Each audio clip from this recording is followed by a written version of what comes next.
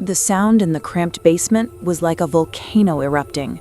Gypsum dust flew, stinging my nose like glittering October snow. Gasping, I tightened my grip on the hammer. The familiar, heavy weight was firm in my palm. People have expectations for a 67-year-old retired bank teller. Knitting, gardening, maybe baking cookies for the grandkids. They don't expect to find her swinging a sledgehammer at a false wall in the dead of night, a wall her own daughter had convinced her was sealed forever 15 years ago.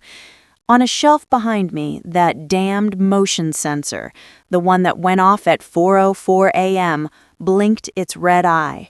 Red, red, red. A signal confirming that my daughter was a liar. I raised the hammer again. My shoulder screamed, but I didn't care. This wasn't just demolition. This was breaking out of the 15-year prison of guilt that had been eating away at my life. From beyond the wall, a smell of old fear, like rotting batteries, seeped out. I had to know what my daughter had hidden back there, and why, at 4 a.m, the sound of a child's laughter had come from that sealed darkness. "It's about controlling the narrative, Mom," she said, her voice dripping with artificial sweetness. "And frankly, you're just not fit to manage your own life anymore." They thought they had me. She said it right to my face, standing under the cold moonlight at the edge of that old quarry, thinking the videotape gave her the upper hand. Not fit. Can you believe the sheer unmitigated audacity? Pinning a power of attorney form next to those innocent children's drawings, trying to declare me mentally incompetent just to cover their tracks? That's what those vipers tried to do. Looking back now, sitting here with all of you, sharing this story, I just have to smile. That girl, my own blood, thought she could pull the wool over these weary 67-year-old eyes. She truly believed her little Project Phoenix scheme was foolproof. They forgot who taught them how to set a trap in the first place. You plant the seed of doubt in their accomplices, let them grow cocky inside a dusty storage king unit, and then, snap, you drag them into the light and leave them scorched, locked up right where they started. Oh, how I relished watching their smug little faces crumble. You thought you could fleece me? Please. You weren't playing chess. You were playing checkers, and honey, I'd already crowned my queen. I was living in a mausoleum of my own making. That's the truth of it. My quiet, tidy house in suburban Wisconsin was nothing but a tomb wrapped in vinyl siding. I'd retired last year, just faded away from the bank teller window, and divorce had been a cold, distant memory for decades. Resilience, they call it. I call it existing on autopilot. Every night, the same routine. The faint smell of cedar and old dust from the vents, the low hum of the refrigerator being the loudest sound in the entire house. It's funny how you can live with the quiet for so long that you stop hearing it, stop feeling the sheer loneliness of it all. You just become part of the background noise. Then the doorbell started. Not a friendly ring. It was a sharp, hollow, mechanical chime. It sliced through the 4:04 a.m. stillness like a razor on silk. You know that deep black part of the night just before the sun even considers thinking about rising? That's when it came. I remember clutching the edge of my comforter the first time. I told myself it was faulty wiring, maybe a damp circuit from yesterday's sudden rain. Old houses have quirks. They cough and groan just like we do. But then came the sound that made my skin crawl. A child's laughter. Faint, fleeting, slipping down the main stairwell from the ground floor. It was like a little whisper of pure, bright mischief, but delivered in the pitch-dark silence of an empty house. My house. No grandchildren visiting, no neighbor kids, nothing.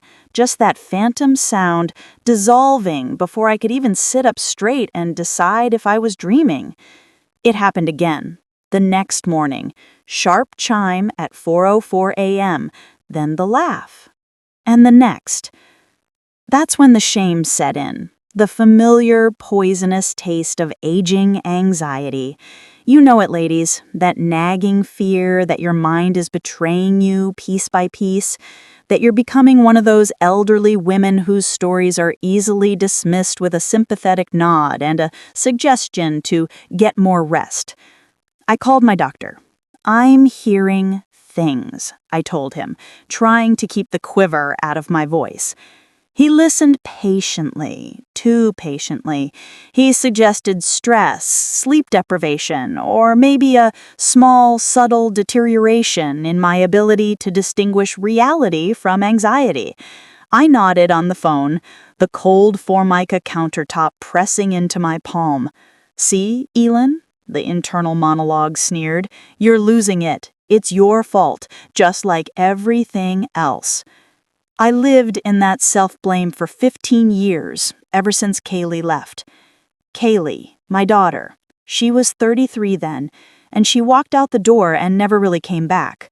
"I just don't feel wanted here, Mom," she'd said, her eyes dead flat, a statement that carried the weight of a lifetime of implied failure. I absorbed that accusation like a sponge, letting the guilt bloat and rot inside me. I made her feel unwanted. I pushed her away. I ruined my own legacy. That was my truth, the emotional vault I'd sealed myself into. But the laugh persisted, a bright, mocking sound against my dark, quiet grief. I needed proof, not for the doctor, but for my own damned sanity. I went straight to the hardware store, bypassing the lawn care aisle, heading right for the security section. I bought the best motion sensor money could buy, a small black plastic eye that wouldn't lie. I installed it in the main hallway, aiming it at the front door. "Catch your phantom ghost now," I muttered, feeling a slight, unaccustomed spark of defiance. I set the alarm and went to bed, the tension in my chest tighter than a drumhead. I lay there, willing the digital clock to skip straight to morning. I thought, if the doorbell rings and the sensor stays silent, it's the wiring. I'm safe. At 4:04 a.m., the chime rang, sharp as a syringe plunging into the quiet. My phone, lying face up on the bedside table, immediately vibrated with a vicious buzz.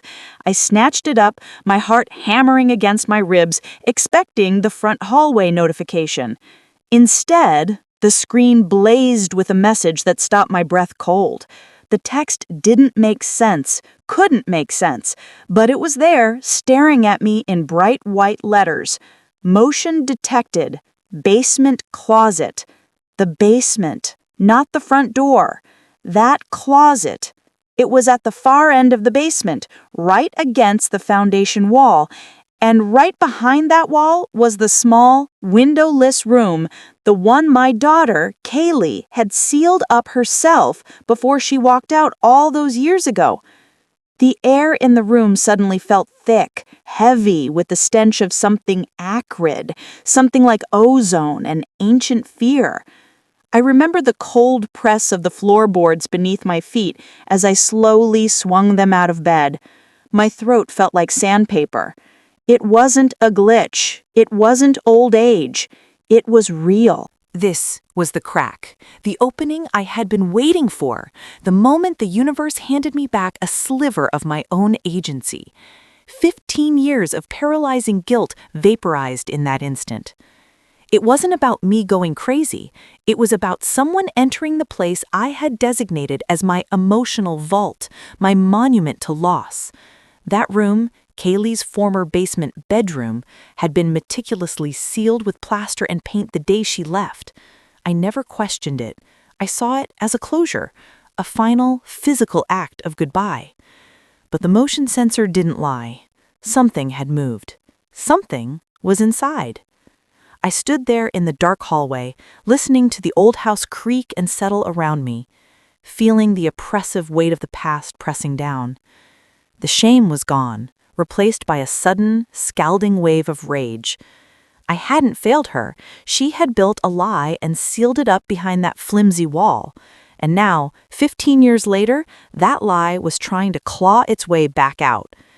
I thought about the years I'd wasted, the conversations I'd stifled, the peace I'd forfeited, all because I believed that single, devastating sentence. I just don't feel wanted here, Mom. The time for guilt was over. The time for confrontation had arrived. I walked quietly to the kitchen, feeling a strange, grim certainty settle over my shoulders. I needed a flashlight, a good one, and maybe a hammer. And I needed to know what was on the other side of that sealed wall. Because if someone was trying to break into my house, they were going to regret it. But if it was Kaylee, if she was somehow involved in this bizarre, unsettling morning ritual, then the reckoning would be infinitely, spectacularly worse. The betrayal I suspected might have broken me once, but this new discovery, it was simply fuel. The basement door beckoned, heavy and dark. The smell of old concrete and damp earth seemed to waft up the stairwell, promising secrets. And I knew, with the kind of clarity that only comes at 4:04 a.m., that the woman who went down those steps was not the same one who would eventually come back up. My life, the little I had left, was about to be split wide open. I was going to find out what was hidden in that room, and whatever it was, I was going to turn it right back around and smash it into the face of anyone who had wronged me, starting with that sealed door. What would I find? The past or the present danger? And who was that child laughing in the dark? The only way to find out was to break the seal. The cold in the kitchen tiles was a righteous shock to my bare feet.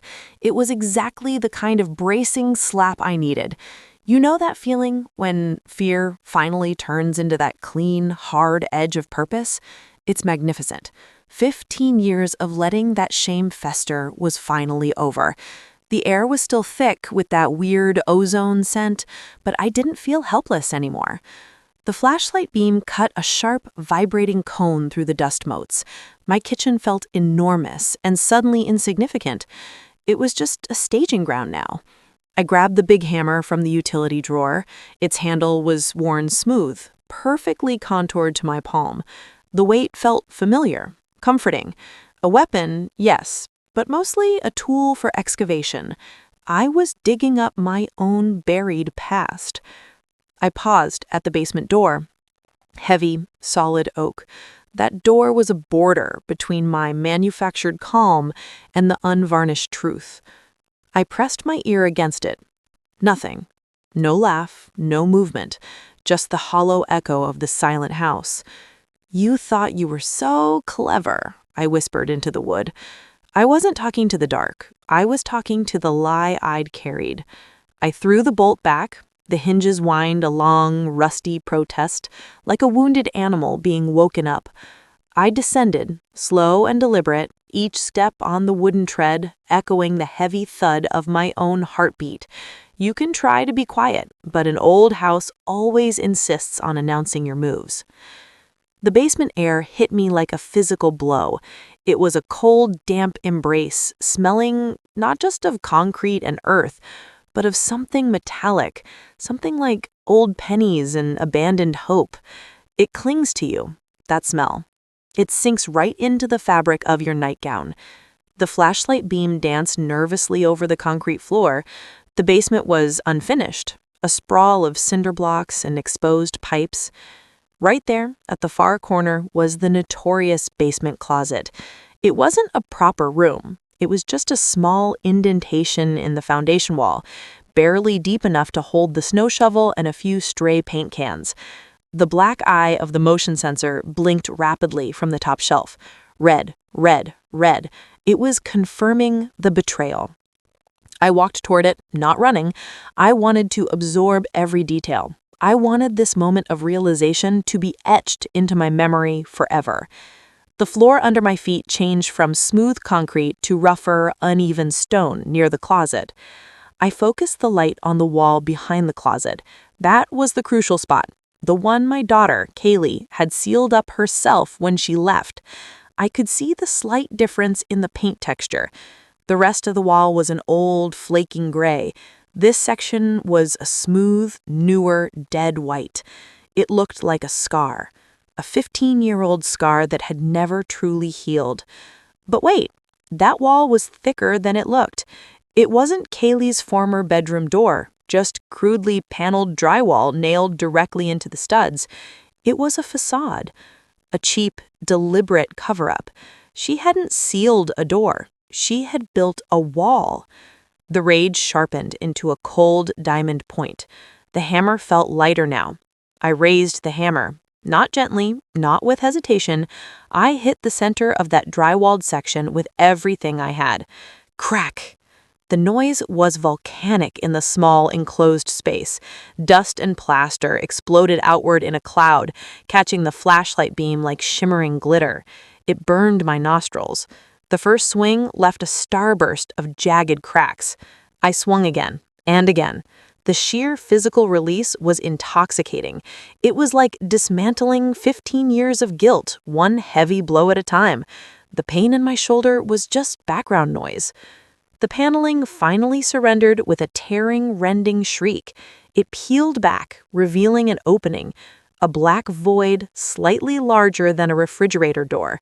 I shined the beam inside. It was not Kaylee's old room. That room was further down the wall, untouched, still sealed. This was something else. A small, square, concrete sub-room. A kind of crawl space, maybe 6 feet wide and just as deep. It was low, designed to be hidden. The air that rushed out smelled stale, chemical, and strangely metallic, like a cheap battery left to corrode. The first thing the light hit was a small, dusty child's rocking horse, kipped over on its side. The second thing was a safe, a small, black, fireproof safe bolted directly to the concrete floor in the far corner. It was half hidden beneath an old, moth-eaten canvas dropcloth. The third thing, lying right in the center of the floor, was a ledger, a thick, spiral-bound notebook, its cover faded to a sickly yellow. I didn't rush in. I stood there, framed by the jagged edges of the broken wall, breathing hard, the hammer heavy in my hand. The rocking horse was the cruelest touch. The phantom laughter suddenly made sense. It wasn't a glitch. It was a ghost of Kaylee's own doing. My hands were shaking, but not from fear. It was the thrill of the hunt. They had used my own house against me. They had used my guilt as a lock and key. The safe and the ledger. Those were the keys to their whole rotten scheme. I dropped the hammer. It landed with a dull, heavy thud. I climbed through the jagged opening, scraping my knee on a splintered stud. I didn't care. The ledger first. I kneeled down in the dust and picked it up. It was heavy with secrets. The first page was just a scrawled title, Project Phoenix. Such dramatic nonsense. Kaylee always loved to feel important. I flipped it open, my eyes scanning the tight, almost manic handwriting.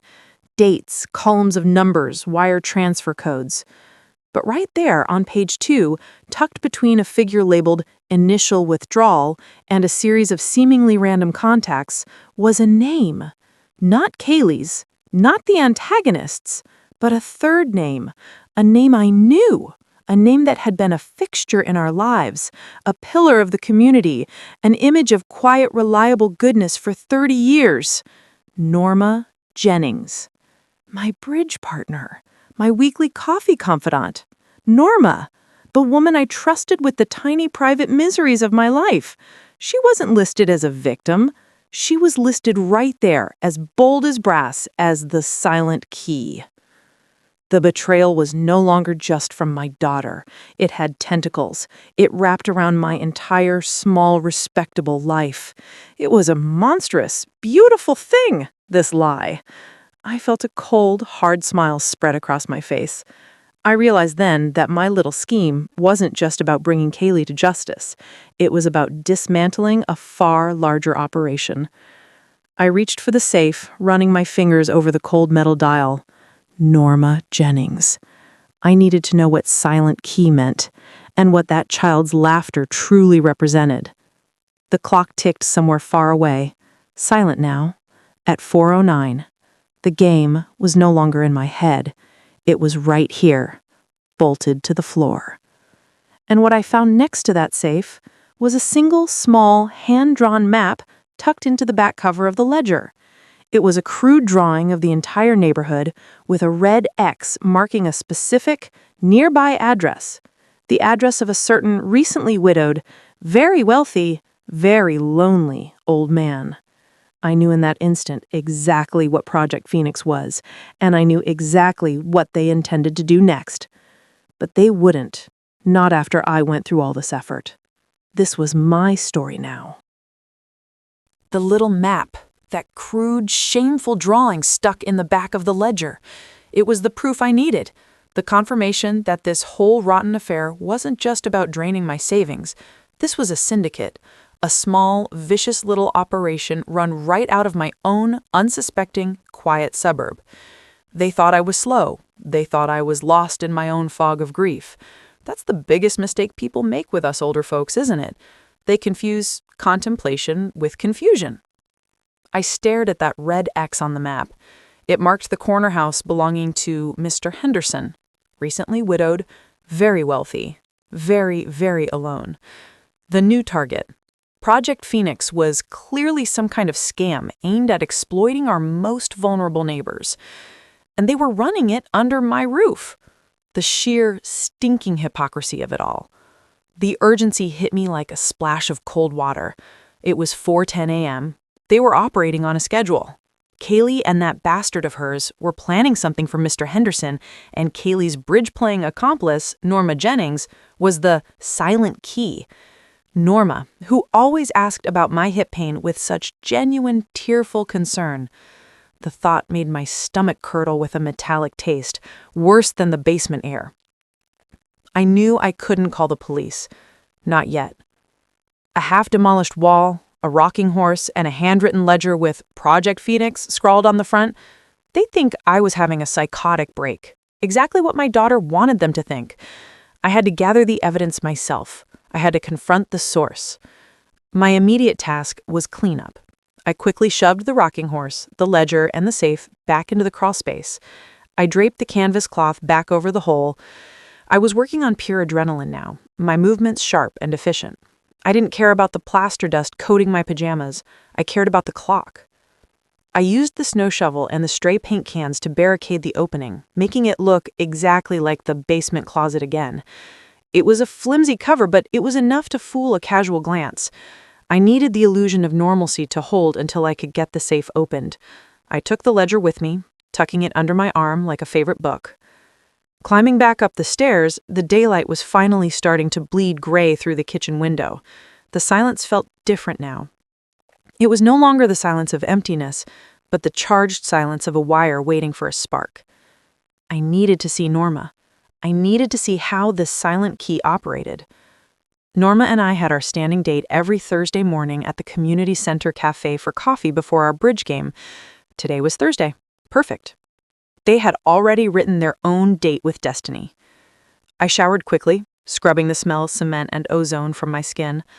I chose my clothes with a surgical precision I hadn't used in years, a cheerful yellow sweater, my best amber necklace, and a small functional crossbody bag. Appearance is everything when you are about to dismantle a multi-generational criminal enterprise. You have to look like someone who only cares about the best gossip and the quality of the decaf. At 9:30 a.m., I walked into the cafe. The noise was a comforting, familiar wave. The clatter of porcelain, the hiss of the espresso machine, the low rumble of dozens of senior citizens telling the same stories they'd told since 1985. It felt like a stage set. Norma was already at our usual table, sipping her iced tea with a small, self-satisfied smile. Her hair was perfectly coiffed. She wore a purple floral print that matched her delicate lavender scarf. A snake wrapped in a soft blanket. "Elin, dear, you look absolutely radiant," she cooed, her voice high and gentle. I sat down, placing my bag carefully on the chair beside me, the ledger inside, pressing against my thigh. "I slept well for once, Norma," I said, my voice smooth as silk. A lovely, deep sleep. I met her eyes, holding the gaze just a beat too long. She shifted in her seat, a minute adjustment, but I saw it. the tiny, involuntary flicker of discomfort behind the usual warmth. The profiler in me was awake now, reading the tremors in the earth. "That's wonderful," she said, too quickly, her smile tightening. "You know, dear, you've been so stressed lately. Your daughter, Kaylee. It must be hard." I leaned forward, lowering my voice conspiratorially. "Oh, my sweet Kaylee. I've been thinking about her sealed room in the basement. All that history."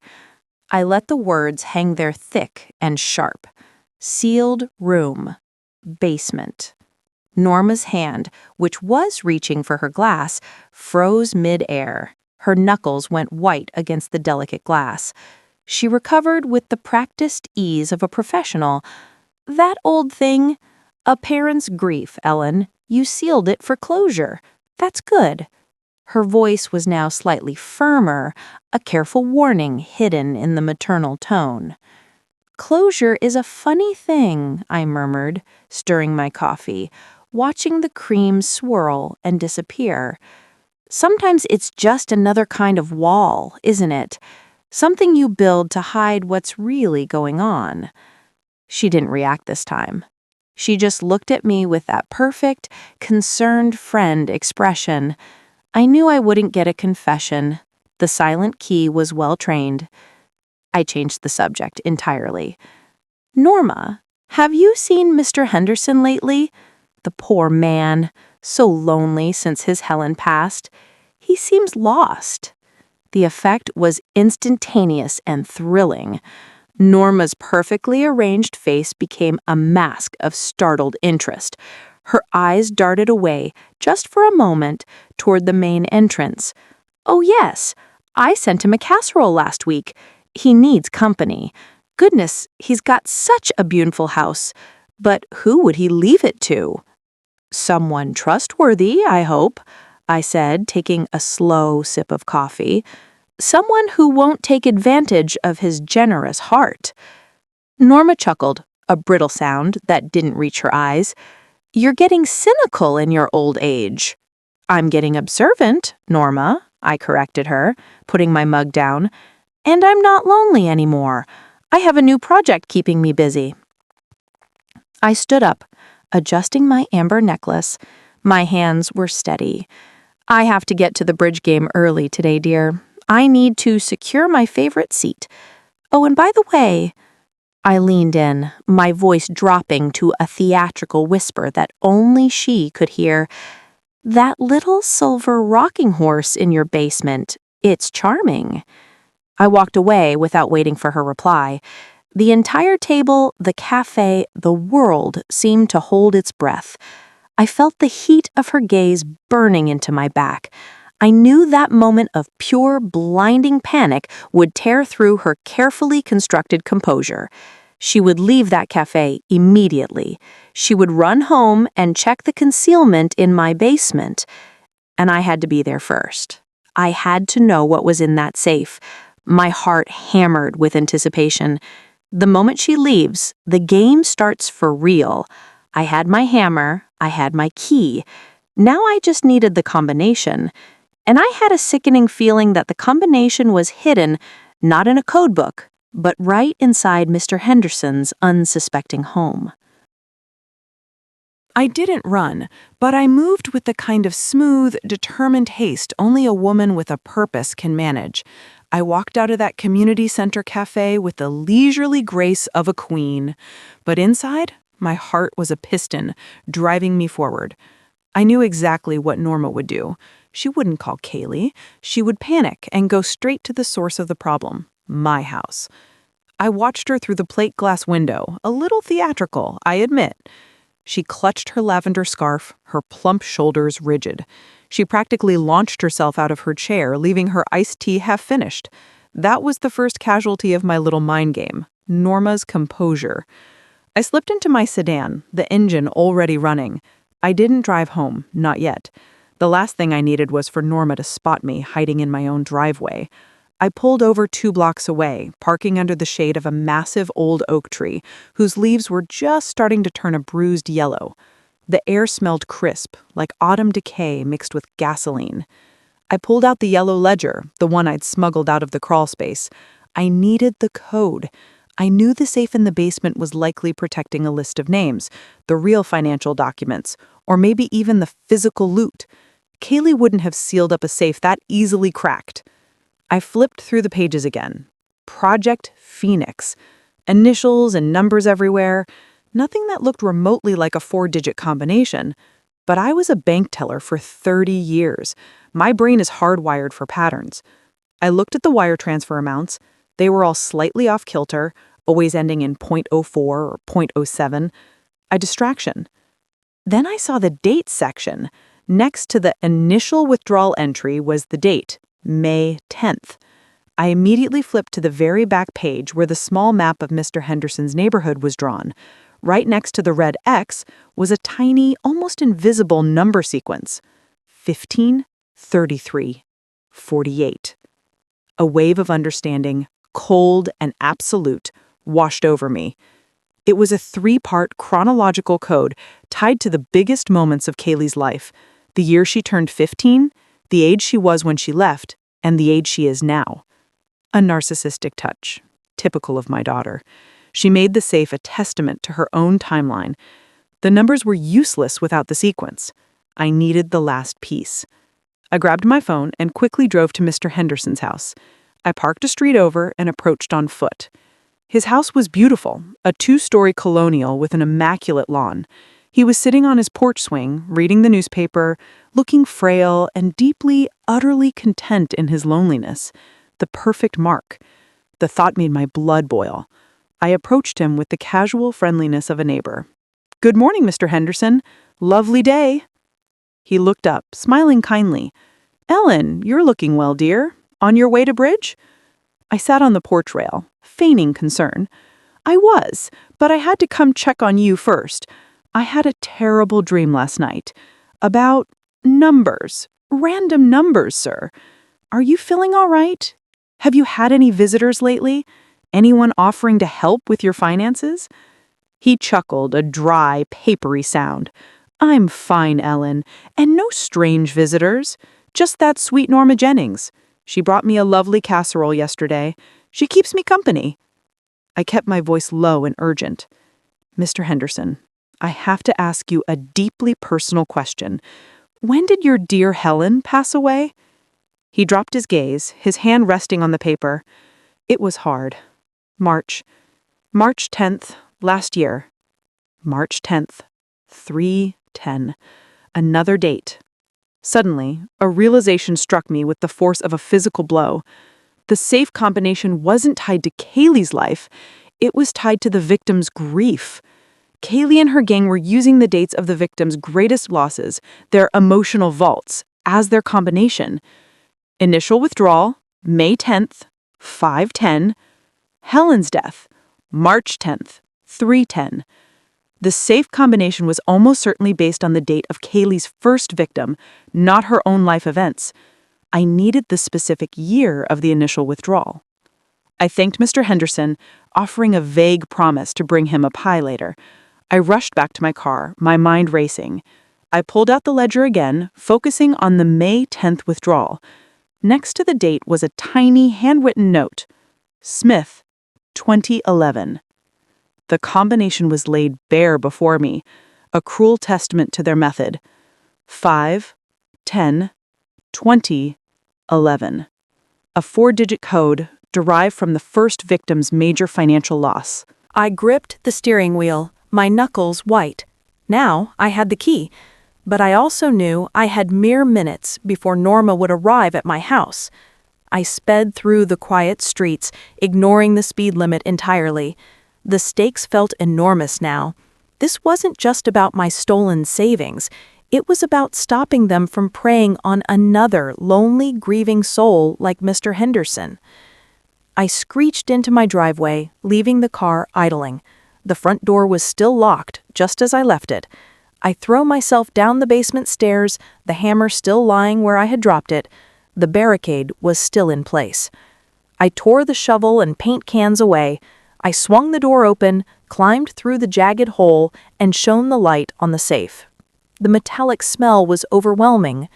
I kneeled down, my fingers trembling slightly as I grasped the dial. The combination 5, 1, 10, 20, 21. No, 4 digits. They would use the year.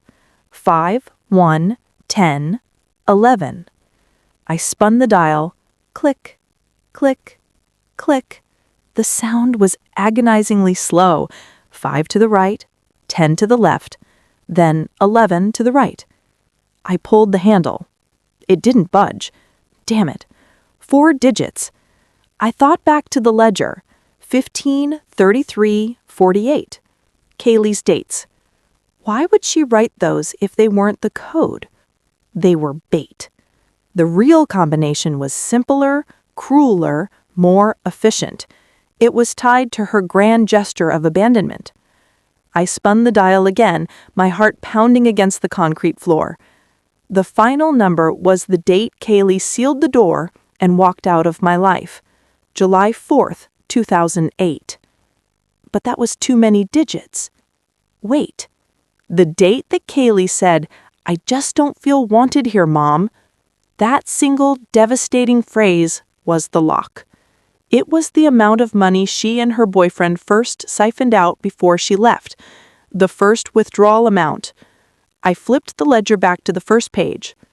$4,040.04. 4040. I set the dial. 4 to the right, 0 to the left, 4 to the right, 0 to the left. Clunk. The safe door popped open with a dry mechanical sigh. Inside, nestled on a bed of faded brown velvet, was a sealed manila envelope. No gold, no cash, just a single envelope. I tore it open. Inside was a piece of paper covered in Kaylee's familiar loopy handwriting. It wasn't a confession. It was an IOU. But beneath the IOU, taped to the back of the paper, was a thin, old-fashioned bank safety deposit box key, the kind that hasn't been used in years. Before I could even register the shock, I heard it, the faint but unmistakable sound of a car door slamming shut, not at the curb, but right in my driveway. Norma was home. The silent key had returned. I was still trapped inside the dark crawlspace with the evidence. The car door slamming was a gunshot in the morning quiet. It wasn't the slow, casual closure of a friend arriving. It was the violent thud of a startled conspirator. Norma was here, and I was trapped. I was wedged in that foul-smelling, cold concrete crawlspace, the flashlight beam bouncing off the cracked wall. The old safe was open, revealing a dusty IOU and a small, antique bank key. My mind, however, was already outside the crawlspace, assessing the threat. Norma wouldn't knock. She would have used the spare key I'd foolishly given her decades ago. She would head straight for the basement. My heart was no longer a piston. It was a furious, rattling cage. I was still holding the ledger and the key. These were my life rafts. I couldn't climb out through the jagged hole. I'd make too much noise. And if Norma saw me, she'd know I'd discovered everything. My revenge would dissolve into a messy, pathetic scene. I heard the basement door creak open above me. The sound was amplified, echoing down the wooden stairs. Clump, clump, clump. Norma was coming down, heavy-footed and panicked. I slid back against the far wall of the crawlspace, pulling the canvas tarp down over the hole, letting the darkness swallow me whole. I kept the ledger pressed flat against my chest and the key gripped tight in my palm. The dust, the smell of corroded metal, the cold, it all became part of the camouflage. Norma reached the basement floor. Her breath was raspy, audible in the sudden silence. I could hear the rustle of her purple floral dress. She was talking to herself, a low, urgent, frantic mutter. The rocking horse, she knew. How could she know? The beam of her flashlight, much weaker and shakier than mine, danced briefly over the makeshift barricade of the shovel and paint cans. Then it focused on the jagged edges of the hole I'd punched. The realization of what I had done must have hit her like a physical blow. "Elin!" she shrieked, her voice stripped of its sweet, sickly veneer. It was harsh, metallic, full of fear and rage. "Elin, you old fool! Where are you?" She began throwing the shovel and cans aside, kicking them violently. I could see the sudden blinding flash of her fear. She was desperate. Then she found the opening. She shone the light directly into the small black pit. "Come out, Elin! It's too late!" I stayed silent, my breath hitched painfully in my lungs. She reached in, her thick, manicured fingers scraping against the splintered drywall. She was searching for me, trying to locate my body in the dark. She couldn't see me. I was too far back, tucked into the absolute darkness, blending with the shadows of the foundation. But she saw the open safe. She screamed, a thin, high, hysterical sound that cut through the basement air. "The safe! Where is it? Where is the ledger, you wicked old woman?" She scrambled halfway into the crawl space, her heavy body struggling against the narrow opening. I could feel the vibrations of her struggle through the concrete floor. She was focused entirely on the empty safe, on the missing evidence. She had completely forgotten the rocking horse, the other piece of damning evidence. The narcissism of the criminal. This was my moment. As she was wedged in the opening, half in and half out, fully focused on the safe, I knew I had to act. I didn't reach for the hammer, I reached for the one thing they had never considered. A simple, calculated lie. I threw my voice to the left, towards the other side of the basement. I used the low, gravelly tone of an old man. "I have the book, Norma, and the key." Norma froze instantly, her head whipped around, her face pale and slack in the beam of her own flashlight. She thought she had found the second conspirator. "Who is that? Who are you?" she hissed, her voice shaking violently. "Just the one who cleans up your mess," I said, my voice deliberately flat, unlocatable. In her panic, she made her mistake. She pulled herself completely out of the crawl space, scrambling to her feet, shining her light towards the source of the voice. She left her entire back turned to the jagged opening. She left me an escape route. I waited until she was 10 feet away, scanning the shadows near the furnace. Then, with a smooth, silent agility I hadn't possessed in 30 years, I rolled out of the crawlspace opening. I was on my feet before she even turned around. "Looking for this?" I asked, my own voice ringing clear, vibrant with triumph. She spun back, her eyes wide, disbelieving. She saw me standing there, dust-covered but upright, holding the yellow ledger like a trophy. Her mouth opened, but no sound came out. The silent key was utterly, beautifully broken. "The money's gone, Norma," I continued, walking slowly toward the basement door. "It's all tied up in a safety deposit box now. Mine, and I have the key. You and Kaylee just handed me the coordinates to your entire operation." You can't," she stammered, finally finding her voice. "That's everything. That's Kaylee's future." Kaylee's future was decided the day she siphoned $4,000.04 from my account. The rest is just consequence. She lunged. Not with skill, but with the desperate, flailing weight of a drowning woman. I sidestepped easily, the years of quiet observation paying off. She crashed into the metal shelving unit, scattering paint cans and old jars. The noise was deafening. I ran up the stairs. The ledger was safe. The key was safe. I burst into the sunlit kitchen, the world suddenly bright and loud. I slammed the basement door shut and threw the heavy oak bolt. The lock clicked home with a decisive finality. I leaned against the door, listening to the muffled, frustrated screams and banging from below. Norma was locked in the emotional vault she helped seal. But the safety key only led to a bank box. That box, I knew, held the identity of the next victim, the location of the main score. The stakes were too high to wait for the police. I had to get to that box, and I had to get there before Kaylee, or her boyfriend, heard the news of Norma's sudden disappearance. I looked down at the key. It was stamped with the name of a bank I hadn't heard of since the 90s, Midwest Reserve and Trust. I didn't waste another second. I had the ledger, the map, and the key. My car was still running in the driveway. The silent key was silenced. Now it was time to cash in the reward.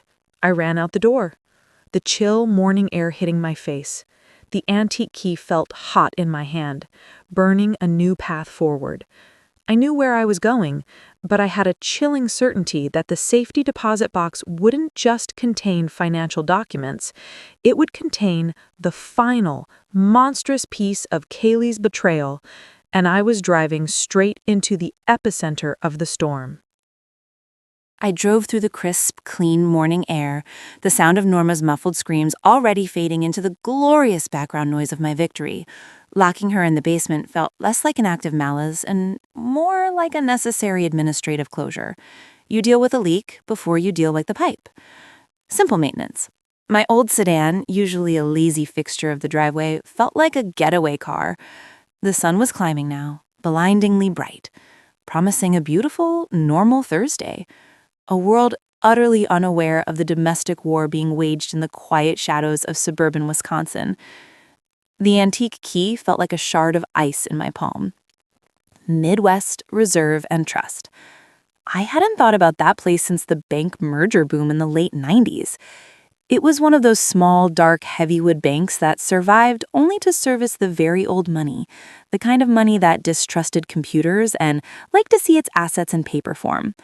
Perfect for a criminal enterprise that relied on secrecy and silence. I parked 3 blocks away, keeping the car running. The ledger was tucked deep inside my crossbody bag. I slipped the key into my sweater pocket. I needed to walk in looking like I belonged, like the kind of woman who casually carries an antique key to a forgotten safety deposit box.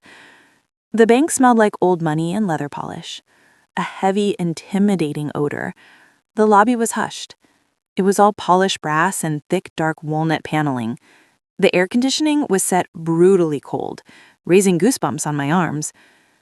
I approached the main security desk. A young, nervous-looking guard in a uniform that was slightly too large gave me a weak smile. I returned it with my best, most matronly glare. "I need to access my safety deposit box," I stated, my voice calm and clear. "Box 404.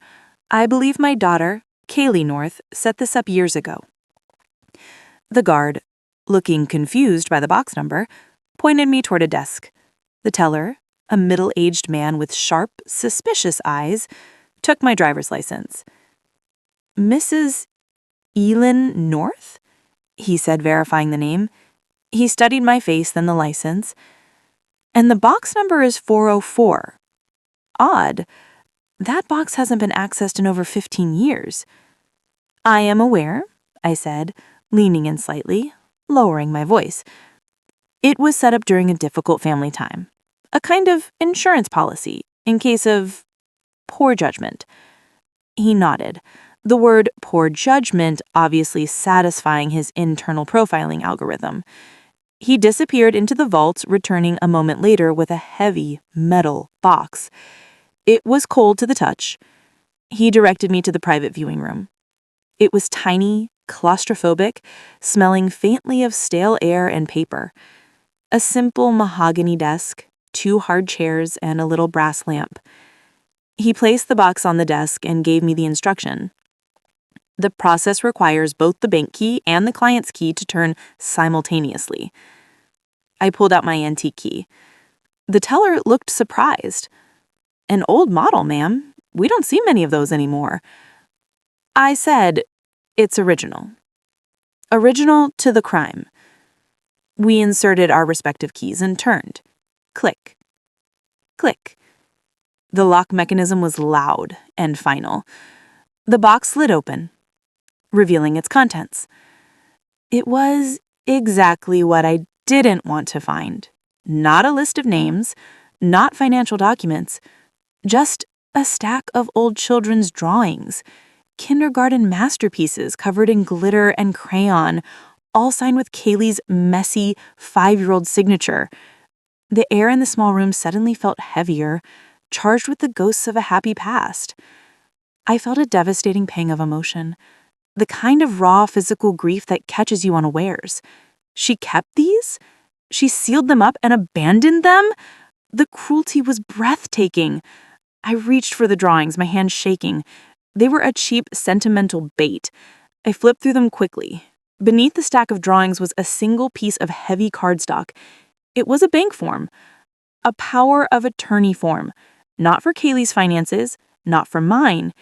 It was a transfer of guardianship and financial control. Dated 2 days ago. It was signed, waiting to be notarized and submitted. The payee line was left deliberately blank, but the donor was Mr. Henderson. They weren't just stealing his money. They were taking his life, his power, his autonomy, his future.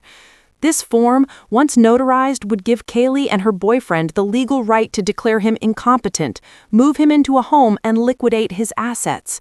The thought was sickening. But, taped to the back of the power of attorney form, hidden beneath a crayon drawing of a smiling sun, was a small, white slip of paper. It looked like a receipt. I squinted at the tiny, faded ink. It was a receipt from a local storage facility, Unit 33, Storage King, dated yesterday. The listed contents were personal items and furnishings. The key to the storage unit was attached to the slip with a rusted paper clip. Kaylee wasn't using this bank box to hide the loot. She was using it as a sophisticated psychological dead drop. The sentimental drawings were a final, vicious taunt, a way of saying she hadn't forgotten the innocent child she once was, even as she destroyed her mother. The paper gave me the next step. The storage unit. That's where the final pieces of Project Phoenix must be. The fake documents, the final signature blocks, the entire operational headquarters. "Find what you came for, ma'am?" the teller asked, his voice sharp, breaking into my private horror. I calmly gathered the power of attorney form and the storage receipt, leaving the children's drawings behind. "Yes," I said, my voice steady, professional. "Just a few final loose ends. The transfer of the box contents is now complete." I walked out of that bank feeling like I was wearing lead shoes. The air outside felt too bright, too loud. I got back into my car, the key to the storage unit, a new weight in my hand. I didn't drive to the storage facility immediately. I drove to the nearest phone booth. Yes, a phone booth. I had to assume Kaylee or her boyfriend had surveillance on my home, maybe even my phone. I needed an anonymous connection. I called the non-emergency police line. I reported a disturbance. A loud disturbance and sounds of distress coming from 1442 Elderwood Lane. Someone is locked in the basement. It was a small piece of justice for Norma, and a perfect, untraceable distraction. It would buy me time. But I knew time was now my enemy. Kaylee would find out Norma was locked up, or she would realize the power of attorney form was missing. The game had accelerated into a sprint. I looked at the storage unit receipt again. Unit 33, the same number that had been a distraction on the ledger. It wasn't just a number, it was a theme, a marker of her narcissistic history. I drove toward Storage King, the sun beating down on my windshield. The key felt like a weapon now, not a tool. I was moving from discovery to confrontation. The storage unit was the final act, the place where I knew I would finally come face to face with the person who had orchestrated this 15-year betrayal. I was ready. The guilt was gone, replaced by a cold, thrilling certainty. I was coming for them not as the grieving mother, but as the quiet, resilient woman they had underestimated. The one whose revenge was measured in meticulous, devastating steps. And I knew, with a terrifying clarity, that the final confrontation would be worse than any children's drawing could ever convey. The Storage King facility was exactly the kind of bland, anonymous monument where people hide the things they can't face. Old furniture, tax documents, and, apparently, international fraud schemes. The complex was a sprawling grid of metal walls and numbered doors, baking under the midday sun. It smelled strongly of hot asphalt and confinement. I pulled up to the security gate, the storage unit key hot and sticky in my hand. I told the board attendant that I was just checking on my items in Unit 33. My demeanor was one of mild irritation, the classic, "I have better places to be" attitude that instantly puts low-level security at ease. Unit 33 was located deep in the third row, tucked into a shady corner. The air here was heavy and stagnant. I approached the metal door, my steps crunching on the dusty gravel. I could hear the faint, echoing rumble of a truck somewhere nearby. I inserted the key. It turned smoothly, the lock popping open with a sharp clack. I pulled the heavy door up, the metal protesting with a horrible, dragging screech that seemed to fill the entire facility. The sound was so loud, I knew anyone nearby would hear it. The inside wasn't filled with Kaylee's old childhood possessions, despite the receipt.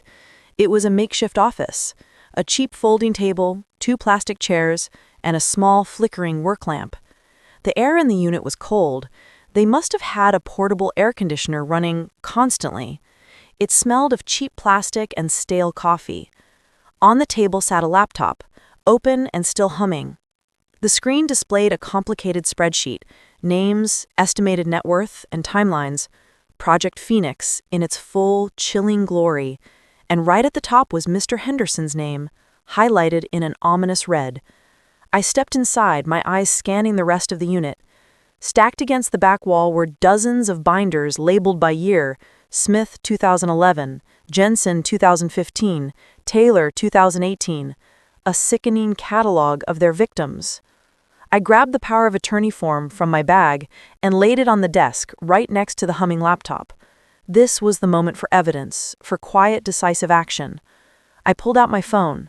The phone booth call had bought me time, but now I needed to make the real one. I started to dial the Detective Bureau's direct line, the one I'd memorized 15 years ago when Kaylee first left. Click. The sound came from the doorway. It was the distinct, heavy sound of a lock being slammed shut. My blood ran cold. I spun around. Standing in the sunlit doorway, silhouetted against the bright afternoon, was a man. Tall, lean, with a sharp, calculating look in his eyes. Kaylee's former boyfriend. The financial predator I'd only ever heard about. The antagonist. "Elin," he said, his voice slow, measured, and dripping with false familiarity. He wasn't smiling. I wondered why Norma stopped answering. Always so reliable. He had found the car, realized Norma wasn't around, and tracked the only other place the ledger led, the Storage King dead drop. He was smart. I gave him that much. "You should have kept wandering," I said, my voice surprisingly steady. I moved subtly, placing the folding table between us. I needed a barrier. He walked fully into the unit, letting the door fall with a soft, final thud. The darkness inside deepened.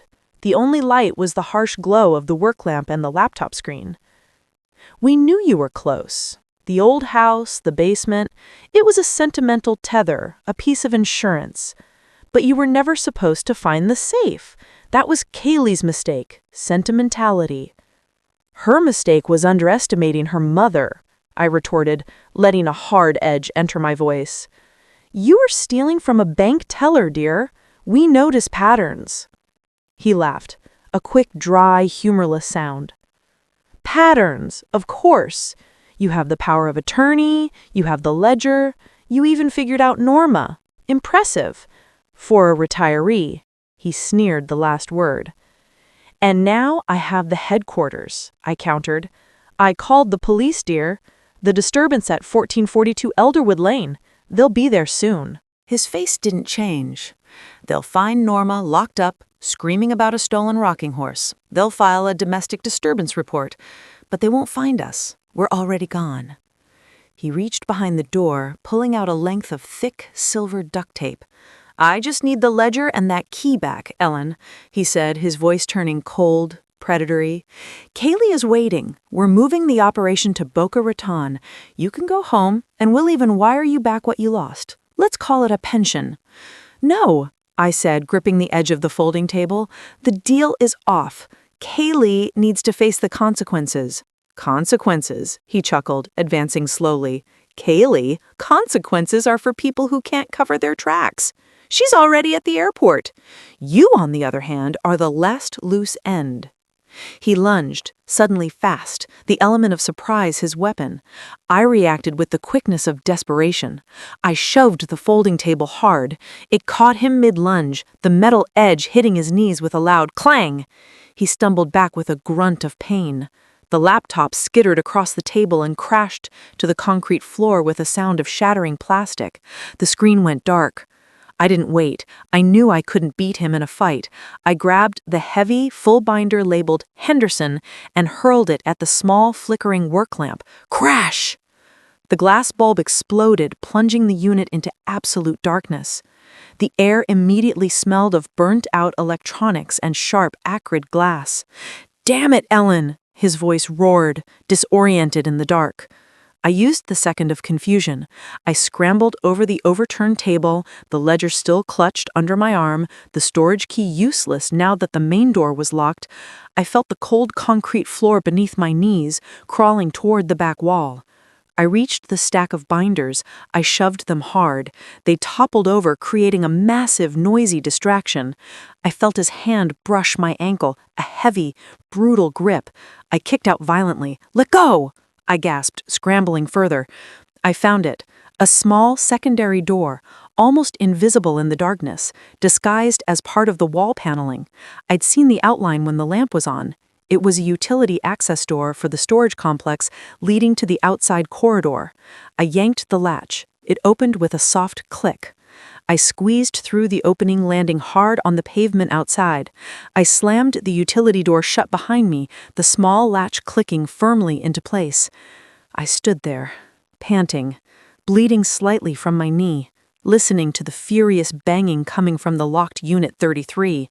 He was trapped now, just like Norma. I had both of them locked up, but I had lost my momentum. Kaylee was at the airport. I looked at the ledger, still safe in my trembling hand. I looked up at the sky. I had the evidence, but the mastermind was flying away. Was this my victory, just trapping the accomplices? I pulled my phone out again, staring at the number for the detective bureau. I was about to call when my phone buzzed with an incoming text message. Unknown number. The text was simple. "I have the tape, Mom. Don't call the police. You have the ledger. Meet me at the old quarry at midnight, alone. Or I send it all." The tape. The implication hit me like a physical punch. It wasn't about the money anymore. It was about the 15-year secret, the one that made her leave, the secret that would ruin me. I dropped the phone. The final act was just beginning. The old quarry. It was the perfect place for a final act. A massive, silent crater carved out of the earth, surrounded by skeletal oaks and shadowed by the moon. It was where the teenagers of my generation went to find trouble, and where the darkest parts of the town's history eventually settled. I spent the intervening hours in a state of suspended animation. I drove my sedan to a quiet, forgotten corner of a church parking lot, the yellow ledger resting on the passenger seat. I hadn't eaten. I hadn't slept. My only focus was the ticking clock until midnight. The air in the car was thick, with the faint smell of concrete dust and fear. "I have the tape, Mom." That phrase was a physical weight in my chest. It wasn't about the money anymore. It was about the 15-year secret, the one that made her leave, the secret that I thought I had buried deeper than the quarry itself. I knew what she had. It wasn't a tape of me stealing or cheating. It was a tape of the night Kaylee's father, my ex-husband, had his fatal accident. I had always let everyone, Kaylee included, believe it was a simple, tragic heart attack at the wheel. But it wasn't. It was an argument. A terrible, screaming, physical argument that ended when I pulled the emergency brake too hard, sending his old truck spinning into an oak tree. I walked away with a bruised elbow and a lifetime of hidden guilt. At 11:45 p.m., I drove to the quarry. The road was gravel, uneven, forcing me to slow down and endure the agonizing crunching sound under the tires. The only light came from the cold, high moon. I parked near the edge of the pit. The sheer drop was maybe 100 feet, dark water shimmering far below. The silence here was enormous. broken only by the chirping of crickets and the frantic, shallow rhythm of my own breath. A minute later, headlights appeared. Not Kaylee's usual sleek car, but our rental sedan, cheap and disposable. She pulled up alongside me, the engine immediately shutting off.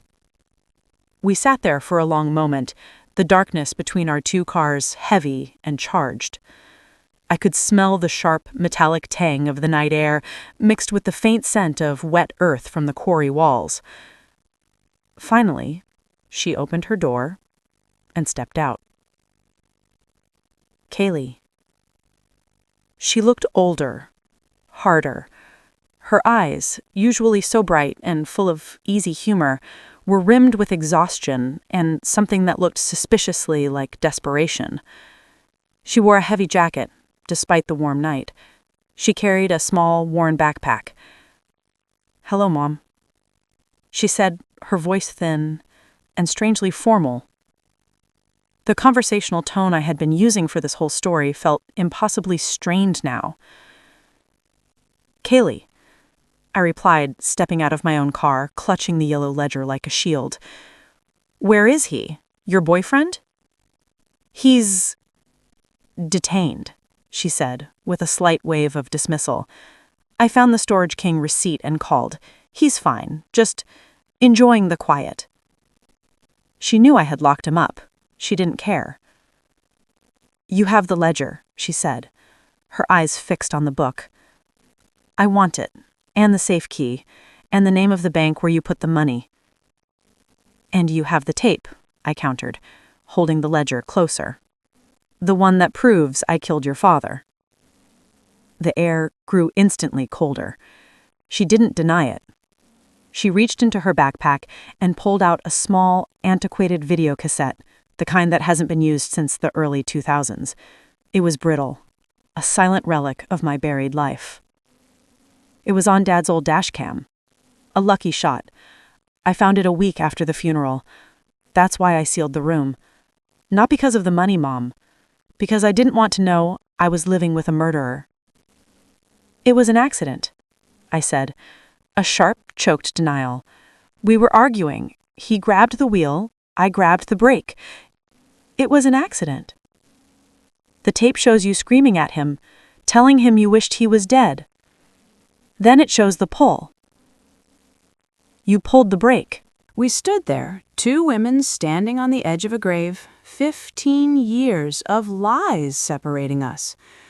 "And you used that guilt," I accused her, my voice rising with indignant anger. "You used my own shame to run your little operation out of my house.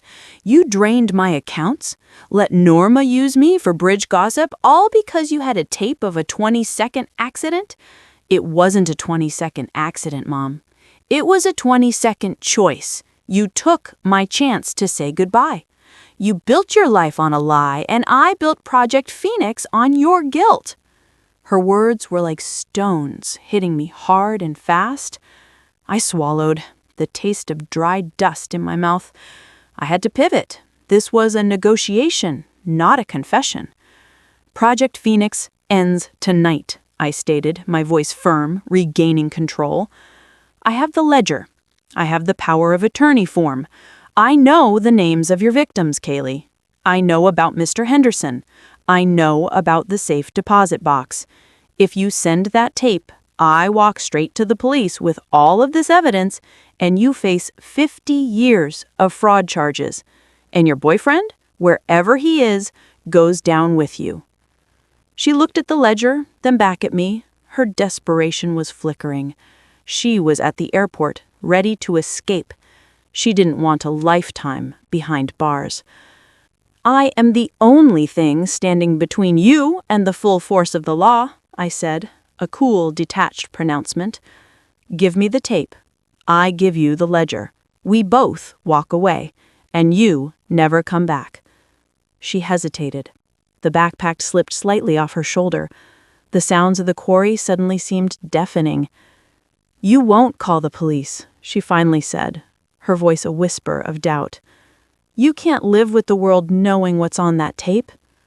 You sealed a room for 15 years to hide a financial crime? I replied, my tone weary but resolute. I will endure what I must to protect an innocent old man from the life sentence you designed for him. Now, Kaylee, the tape for the ledger. She made her choice. She walked slowly, painfully toward me. She extended the small, fragile video cassette. I extended the heavy, damning ledger. Our hands brushed, cold and unfamiliar. She took the ledger, her fingers tracing the words Project Phoenix. I took the tape, the plastic case sharp against my skin. Goodbye, Mom, she said, a final, hollow farewell. She turned and walked back to her car. I watched her go, not with relief, but with an immense, aching sorrow. She got into the rental. The engine roared to life, and the headlights cut a blinding swath across the quarry as she sped away. I was alone. I looked down at the tape in my hand, then out over the massive, silent pit. I felt the familiar urge to destroy it, to throw it into the water and let the lie drown. But I couldn't. Not yet. I turned back to my car, the quiet stillness of the quarry pressing in. The antagonist was locked up. Norma was locked up.